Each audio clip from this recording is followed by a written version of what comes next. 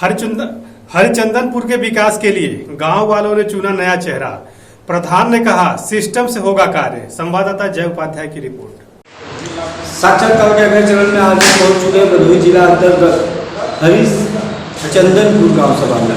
यहाँ हमारी मुलाकात नवनिर्वाचित ग्राम प्रधान दीपक बर्नवाल जी से होने वाली। दीपक बर्नवाल जी के बारे में बता दें कि पिछले कई वर्षों से समाज सेवा के कार्यों में जुड़े हुए थे।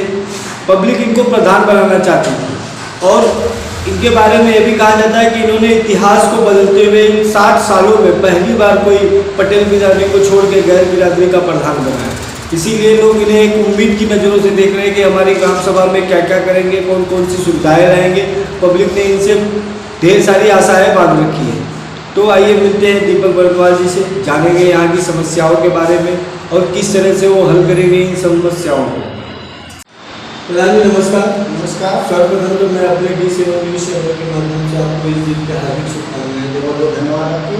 और मैं चाहता हूँ कि आप इसी तरह से गाँव का प्रधान बने रहे और गाँव का विकास होता रहे। जी। तो इस ग्राम सभा की जनता ने आपको मत देके विजयी बनाया। जी। तो आप इस ग्राम सभा की जनता से क्या कहना चाहेंगे? मैं ये कहना चाहूँगा जिससे हमको लोग विश्वास किए हैं मैं उस पर खरा उतरना चाहता हूँ और खरा उतरूँगा।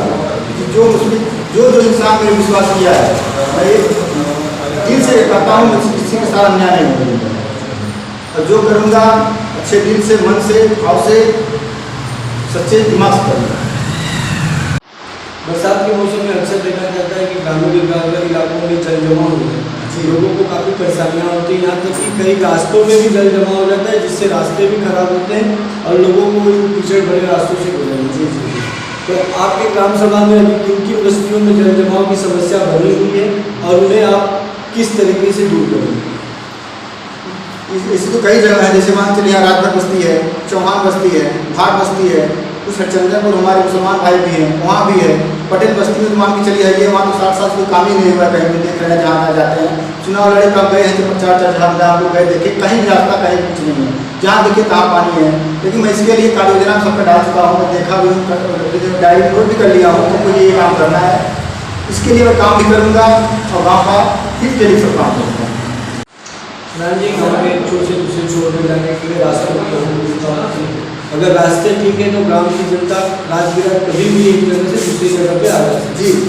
तो आपकी ग्राम सभा में रास्तों की क्या स्थिति है? जो पहले बने हुए हैं रास्ते उन्हें क्या रिपेयर करने की जरूरत है या कहीं कहीं नए रास्ते भी आपको निर्माण कराने हैं? तो किन किन बस्तियों में नए रास्ते निर्माण कराने और कहाँ कहाँ ऐसे रास्ते हैं जिन्हें आपको रिपेयर कराना? जी, हम एक मेरे बगल में परमवार की मंदिर है, वहाँ के लिए फ्रंट जैसे लोग जाते हैं दर्शन करने के लिए, पास सामने नाला पड़ जाता है। सब वही लोग हमसे बोले भैया नाला पर से भगवान दर्शन करने जाता है, ये सही नहीं है। इसके लिए मैं इंटरलॉकिंग का व्यवस्था कर दिया हूँ, जल्दी काम शुरू होने वाला है।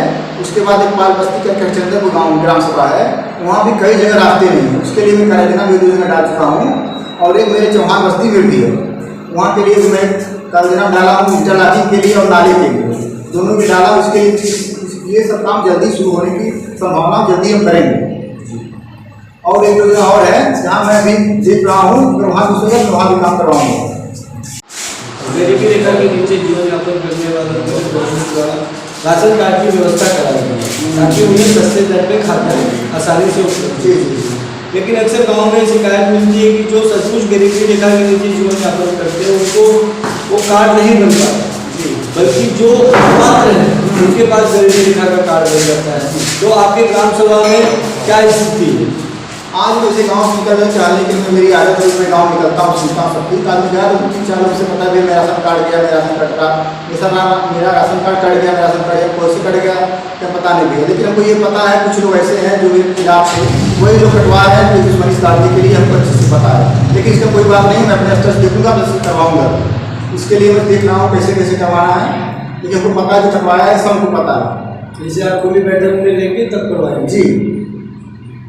प्रधान जी अक्सर गाँव में जाते हैं, हम लोग सर्वे करते हैं तो वहाँ सुनने में आता है कि जो कोटेदार है वो हमें राशन नहीं देता, भगा देता है या यूनिट में कमी कर देता है या घटतौली करता है। जी। तो आपके ग्राम सभा में क्या ऐसी शिकायतें आप तक पहुँची हैं? नहीं, ऐसी कोई शिकायत नहीं पहुँची कि कोई राशन लेने गया वो हटा दिया या भगा दिया, ऐसा कोई बात नहीं। हाँ, कटने की बात बोलती है कट गया है आपको राशन नहीं मिलेगा, लेकिन वो भगाते हुए किसी को नहीं, एकदम सच बात है। ऐसी कोई शिकायत नहीं है। घट का मतलब वजन में कम देते नहीं, ये सब बात नहीं यूनिट का है, ये सब बात नहीं है, ये सब बात। स्वच्छता को देखते हुए हर ग्राम सभा में सफाई कर्मी की नियुक्ति की जाती है ताकि सार्वजनिक स्थलों से लेकर रास्तों में भी साफ सफाई होती है। तो आपके ग्राम सभा में कितने सफाई कर्मी हैं और वो फिलहाल में अभी कहाँ सफाई कर रहे हैं?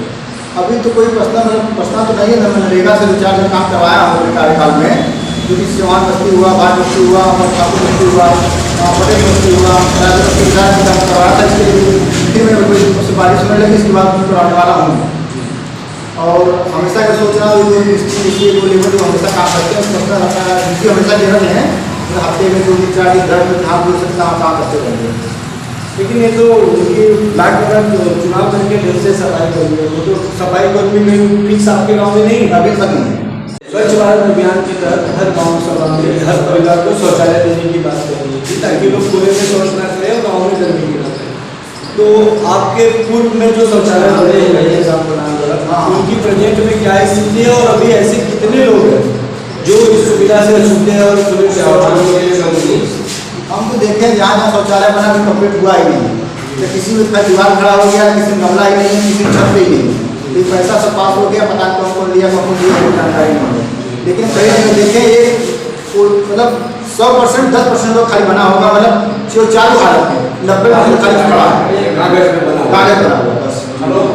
कभी ऐसे कितने परिवार होंगे जिनको आपको शौचालय बनवाने की आवश्यकता हो? अभी मान के चलिए बहुत ज़्यादा गणना नहीं कर पाएंगे, लेकिन अभी बहुत ज़्यादा है। वो हिसाब से कार्यकाल हुआ है, मतलब 10% चालू हुआ, 90% तो बंद ही है। किसी में गमला नहीं है, किसी में छत नहीं है, खाली दीवार खड़ा है, किसी में गड्ढा ही नहीं है, ऐसे सब। आवास योजना के तहत गवर्नमेंट की मंशा है कि हर किसी के पास पक्के मकान होना चाहिए, वो अपने पक्के मकानों में रहे ताकि उनके जान माल की सुरक्षा।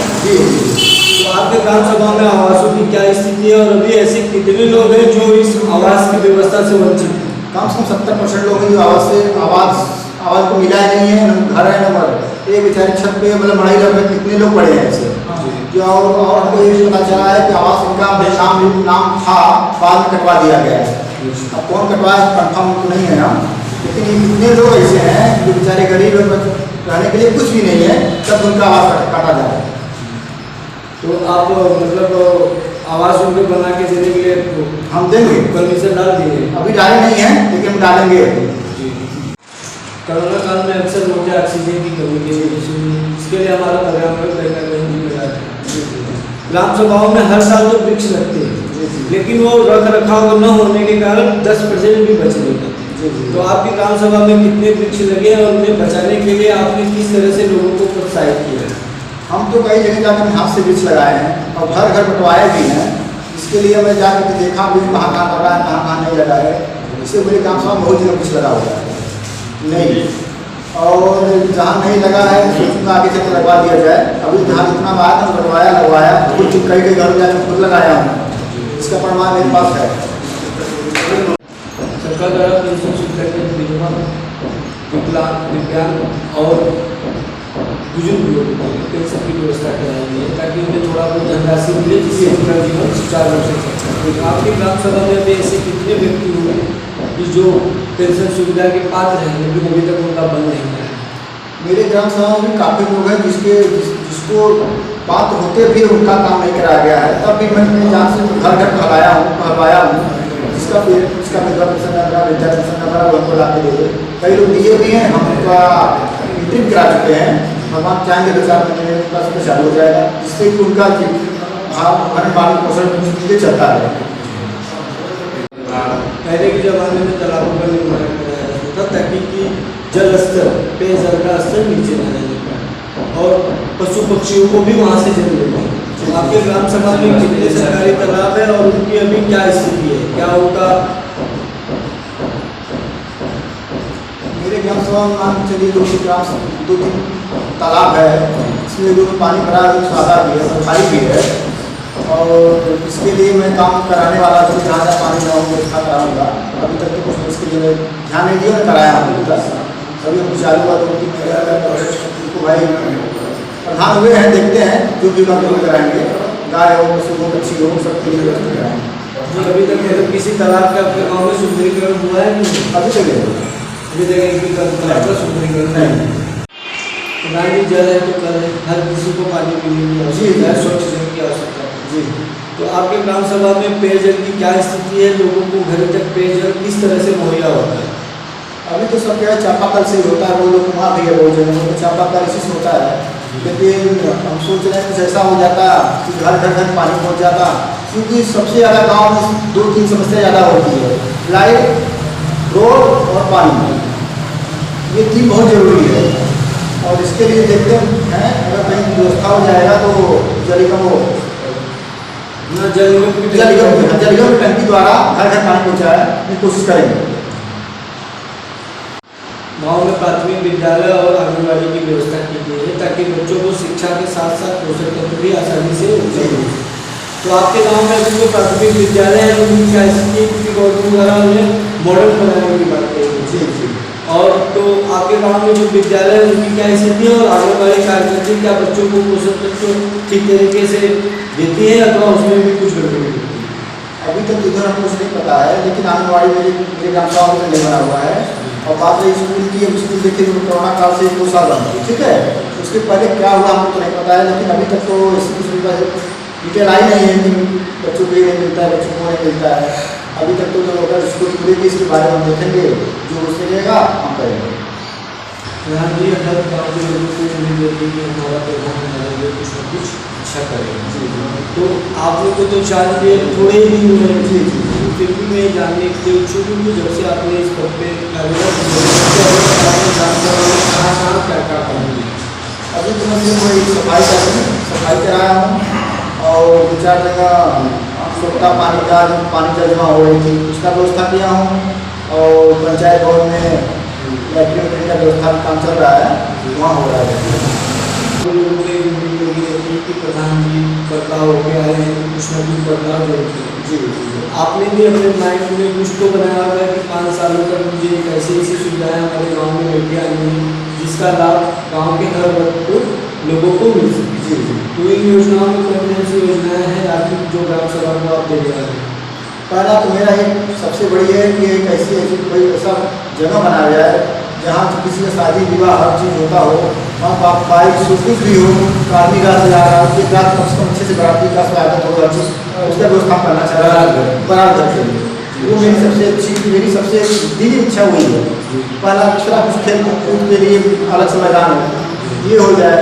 सबसे बड़ी वो जो पानी के लिए घर घर पानी पहुँचाने में सबसे ये बहुत जरूरी है जल निगम के लिए। आंगनबाड़ी के लिए आंगनबाड़ी मेरे घर गाँव में नहीं है, उसके लिए भी सोचेंगे जो भी अगर जरूरी आंगनबाड़ी केंद्र बन जाए ताकि सबको सुविधा हो सके। और मेरे गांव में एक वो भी है स्वास्थ्य केंद्र भी है जो कि बहुत सही तो नहीं है लेकिन ठीक है काम चल रहा है, उसको मैं मरम्मत करके उसको लाइट संख्या की व्यवस्था करना है। तो 5 साल गाँव के मुखिया जी जी जी। तो मैं चाहता हूँ कि आप हमारे चैनल के माध्यम से मेरे गाँव की जनता को कुछ संदेश दें। मेरी सबसे बड़ी संदेश ये है, मैं कोई गिरवा शिकायत किसी से नहीं रखता हूँ। मेरे लिए मेरा गांव मेरा भाई, मेरे सब भाई बहन माता पिता सब वही सब है, ठीक है। उसके लिए मैं चाहता हूँ जो भी काम हो सब जो भी काम करे कोई मतभेद न करे, दिल से मेरा साथ दे। मैं ये वचन देता हूँ मैं गाँव मैं 50 साल जो नहीं हुआ तो 5 साल में दिखाऊँगा। इसके लिए अगर भगवान चाहेंगे जरूर पूरा होगी। वैसे इसके सबसे बड़ी सहयोग मुझे ग्राम सभा का चाहिए। अगर मेरे साथ मेरा ग्राम सभा है तो मैं जरूर करूँगा।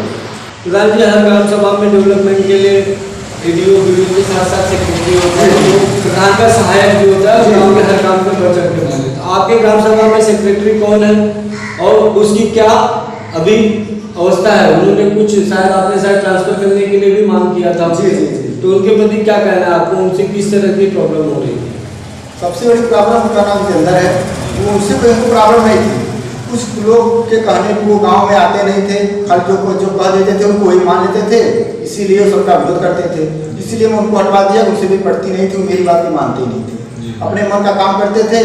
और कुछ दिन हुआ इसी के चलते गरीबों का राशन कार्ड कटवा दिए, किसी का आवास कटवा दिए, किसी का क्या करवा दिए, यही सब पूरा बात कर रहे थे।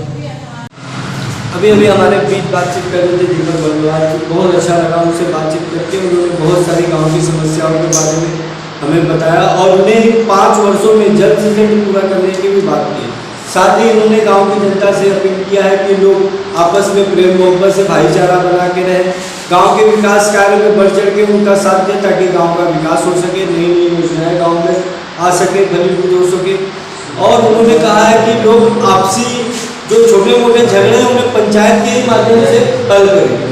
किसी को किसी भी तरह की कोई शिकायत या कोई समस्या होती है तो उसके लिए प्रधान जी 24 घंटा उपलब्ध है, उनकी सेवा करने के लिए तैयार है। तो आइए चलते हैं किसी अन्य ग्राम सभा में, बात करेंगे वहाँ के प्रधान जी से, जानेंगे वहाँ की समस्याओं के बारे में। तब तक के लिए नमस्कार।